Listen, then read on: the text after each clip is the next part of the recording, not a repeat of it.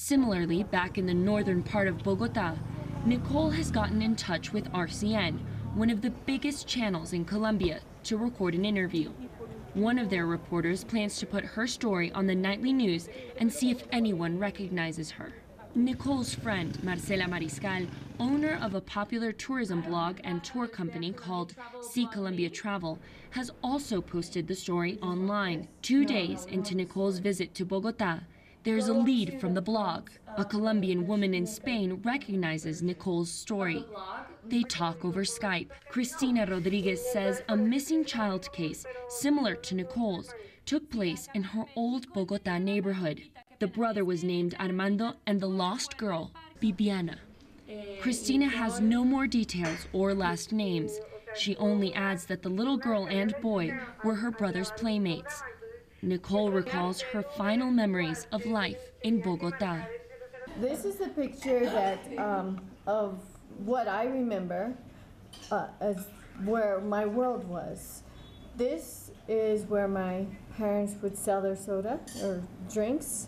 Across the street was a little wall that sometimes I would sit on. And then down the corner there was like a bunch of shops, and in one of the corner shops, my brother and I, my brother right there, we would play with the shop owners. Nicole tells her there was a marketplace near the park where she lived. She remembers her grandma worked there. Cristina says the neighborhood is called Perseverance. The marketplace still exists, but they reformed it. And there were like little shops. Is it here? Is the marketplace here? Yeah, she said it's close to the park. That's where my grandma was. Cristina insists she will try to get in touch with her brother in Colombia so he can help us. In the meantime, she suggests we go to the old neighborhood and see if Nicole remembers. The marketplace in the Perseverance neighborhood still exists, and some of the vendors have been there since the 70s. Nicole shows her picture around with the hope someone will know her. But after several fruitless conversations, no luck. We walk a couple more blocks. Because that might have been the park in there. That could have been the park, and then, yeah. It seems like there's tree areas over there, too. At the local church, we go through baptism records from the late 1960s through the 70s. Armando, sí. Okay, so we're looking for my brother. Yeah, because that might help you with your last name. We turn up 3 Armandos, but no sign of the little girl who was separated from her family 3 decades ago. Despite the disappointment, Nicole perseveres. I'm never going to give up finding my family. I know that they're there. Like other Latin American countries, Colombia has a lengthy history of cross-border adoptions. Many of those adoptions are undocumented, and it is unclear whether they are legal adoptions or, as Nicole suspects of her own case, abduction.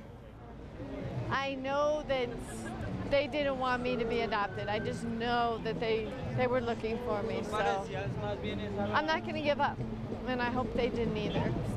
In 2011, the number of adopted Colombian children was 2,703 out of more than 4,000 that actually entered the adoption process. When we spoke to Ilvia Ruth Cárdenas from the Colombian Institute Bienestar Familiar, a government agency responsible for adoption, she assures us that procedures have changed since the 70s, when Nicole entered the system. Most importantly, says Mrs. Cárdenas, there are government programs that have been put in place to help ensure that poor families keep their children rather than surrender to adoption. Colombia has advanced in a serious and responsible manner in our focus to reestablish the child's rights. Colombia has been careful with the adoption process, but more and more we find the need to be much more rigorous.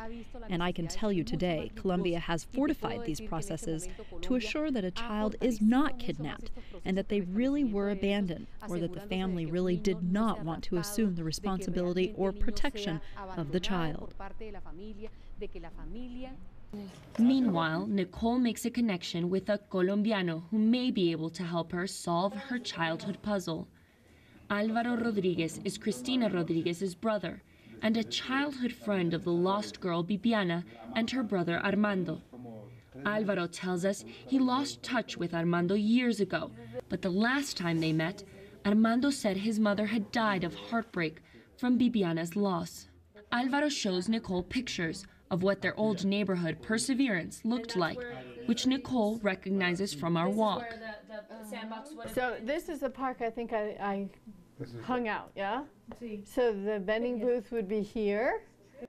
After much sharing of recollections, Alvaro asks us to come back the next day for some potential encouragement. Another sister wants to meet Nicole, and she is sure she would recognize Bibiana as she was older when the little girl disappeared. The next morning, Nicole says she is anxious and hasn't slept a wink. If she can have confirmation that she is Bibiana, all that is left is to find her brother Armando. I think the reason why there's such a drive is because I have such vivid, happy memories of a childhood and a strong bond with my brother. And just the thought of me living this wonderful life and this family back in Colombia being totally distraught, it humbles me instantly. And then when I heard the news that my mother might have died of depression, I would give it all back. Nicole is taking her childhood teddy bear with her, a gift from her adoptive family when they first met. It continues to provide comfort. When I used to speak Spanish, I probably told them my name and my story, but I've since forgotten it, and that bothers me. Finally, outside of Alvaro's house, we meet his sister, Yolanda. But when she sees Nicole, her initial reaction is not what Nicole hoped for. In fact, her words are quite dismissive. Sí. Era una niña muy linda. Sí. De 5 años era una niña muy preciosa. Inside, Nicole shows some treasured childhood pictures. But with each passing minute, it's becoming more and more apparent that Bibiana's story is bearing no relationship to the little that Nicole remembers about being taken from her family. Yolanda says Bibiana disappeared while her mother was taking a shower, an important fact that Nicole says never happened to her.